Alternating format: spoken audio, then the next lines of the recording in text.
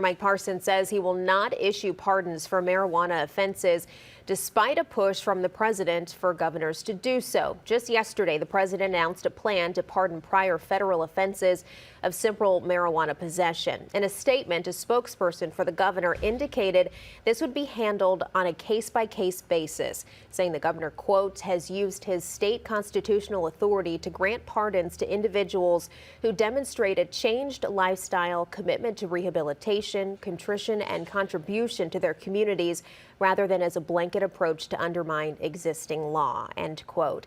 Under Missouri law, anyone seeking clemency must apply to the Missouri Board of Probation and Parole, which makes recommendations to the governor. Right now.